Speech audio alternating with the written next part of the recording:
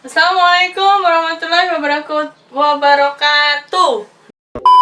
Terus saya ngomongnya ya, agak-agak rikuh karena dari saya menerangkan secara offline, kemudian pindah ke online gitu ya. Jadi saya harus ngomong seperti orang gila gitu ya. Tapi saya berusaha untuk memuaskan anda-anda sekalian gitu. Oke. Kita harus membekali siswa SD untuk mampu menulis gitu. Tulisan itu memiliki kekuatan yang sangat dahsyat untuk mempengaruhi seseorang, untuk merubah pikiran orang, untuk mau mengikuti apa yang kita mau melalui tulisan gitu.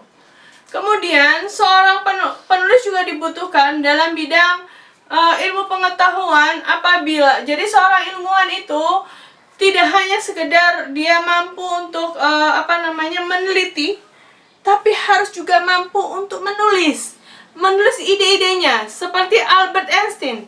Albert Einstein itu sosok yang memang disleksia, sehingga dia menuliskan segala sesuatu penemuannya berdasarkan gambar gitu ya. Atau misalnya Anda kalau misalnya ke Jepang gitu, mereka tidak mematenkan tulisannya dalam bentuk sebuah jurnal internasional yang pakem gitu, tapi mereka memiliki buku yang lebih banyak animenya gitu ya, lebih banyak gambar-gambar dan petunjuk-petunjuk yang jelas gitu, untuk digunakan dalam aplikasi sehari-hari, dipakai oleh masyarakat banyak gitu. Itu Jepang gitu, dengan huruf kanjinya gitu.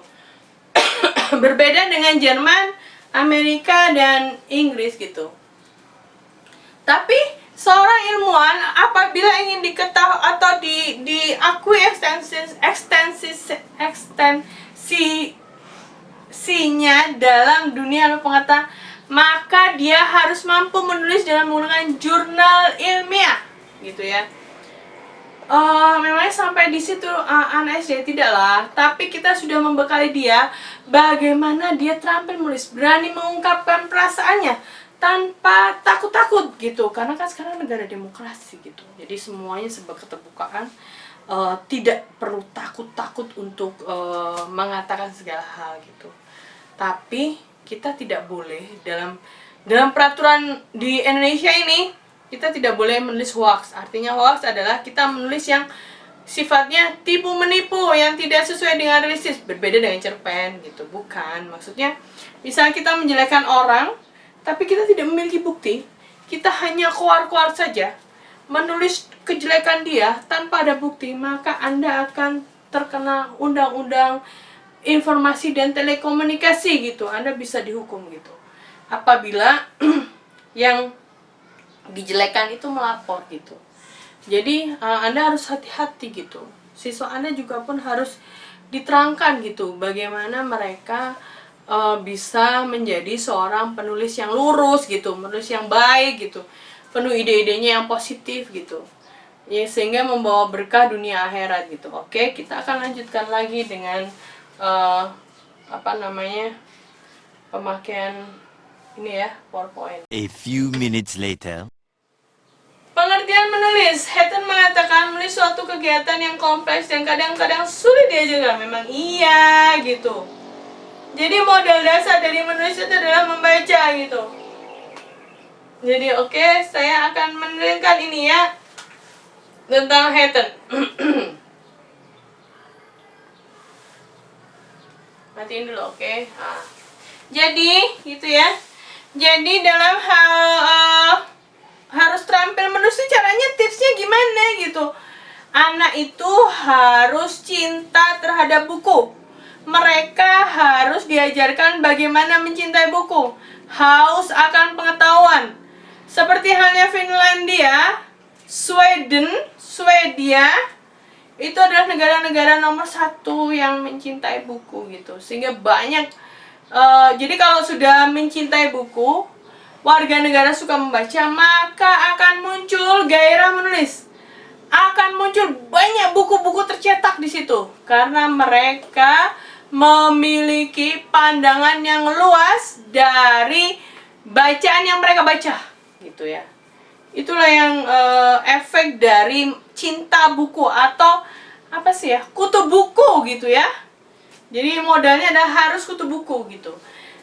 Di pembelajaran yang kemarin saya sudah terangkan bagaimana tips-tips cara mengajarkan anak kutu buku gitu ya. Penting itu. Jadi apakah menulis dulu atau membaca dulu? Nggak bisa, harus membaca dulu. Mereka sudah memahami bacaan, baru tingkatannya adalah menulis. Oke, kita lanjutkan lagi ya.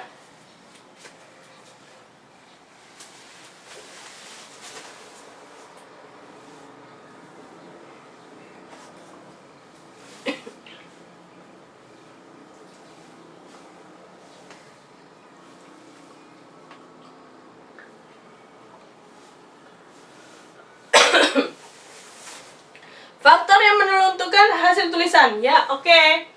Jadi faktor dasar yang harus dikuasai anak dalam menulis itu adalah mereka harus jadi anda ini sebagai guru harus menguasai dulu PBSI, pembelajaran PBSI kelas tinggi gitu ya, sebelum anda mengajarkan anda anak-anak untuk gemar menulis gitu ya. Jadi yang kemarin di PBSI kelas tinggi itu ada pembelajaran EYD gitu, ejaan yang disempurnakan. Itu dasar esensi sekali gitu ya. Kemudian jadi benar ejaannya benar, tanda bacanya benar. Tapi hati-hati ya. Gitu. Dalam menulis ini kita memiliki khas EYD itu hanya digunakan untuk bahasa Indonesia, bukan bahasa asing gitu ya. Kemudian penetapan kemampuan berpikir, mengembangkan pola pikir secara kreatif, kemampuan menyusun kalimat, mengunggah bahasa secara efektif gitu. Jadi kita tidak bisa menggunakan kalimat yang terus menerus. Misalnya gini, aku baru pergi ke Bandung, kemudian lanjut ke Surabaya, kemudian aku pergi lagi ke Malang, kemudian lanjut lagi ke Semeru. Itu adalah kalimat yang pemborosan gitu, bukan merupakan bahasa yang efektif gitu ya. Jadi harus ya, kita akan lanjutkan lagi gitu. Jadi itu ya, harus menguasai ejaan gitu ya. Itu sangat penting sekali itu bagi modal dasar menulis gitu.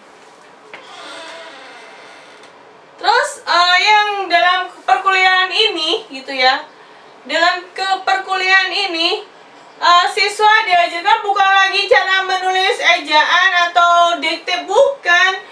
Materi ini adalah mengajarkan anak untuk menulis kreatif. Gimana sih caranya gitu.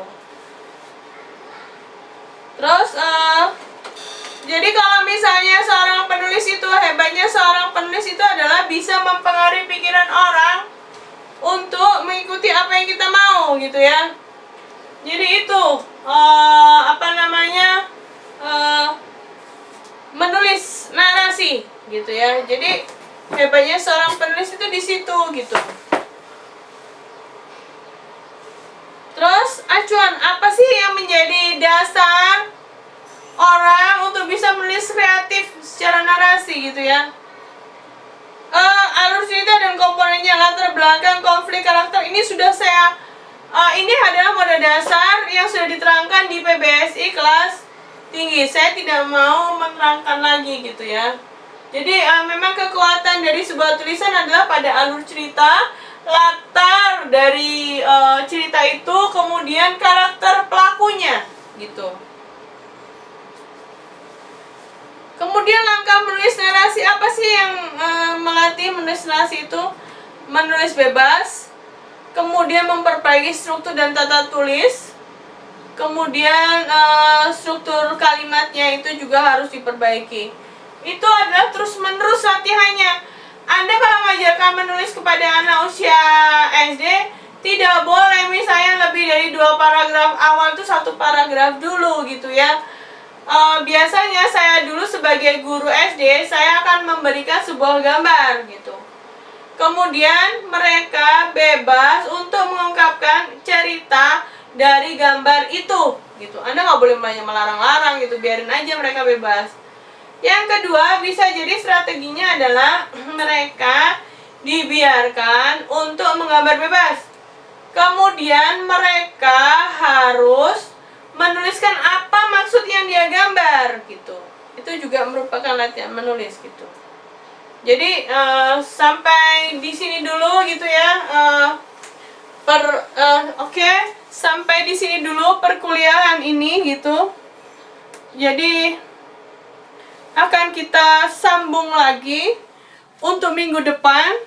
Anda yang akan menerangkan secara kelompok ide-ide apa yang bisa dihasilkan untuk menggiro atau memberi semangat atau memotivasi siswa. Strategi apa yang Anda gunakan untuk dapat melatih siswa SD untuk mampu membaca dan menulis gitu ya. Itu tugas Anda gitu. Itu PR gitu ya. Jangan lupa subscribe. Kemudian Anda tonton sampai habis karena akan terdeteksi di YouTube apakah Anda cuma menonton setengah atau sampai habis gitu. Dan itu akan balance dengan subscribe dan tontonan Anda gitu. Jangan lupa ya. Oke, tonton perkuliahan ini sampai habis. Wassalamualaikum warahmatullahi wabarakatuh.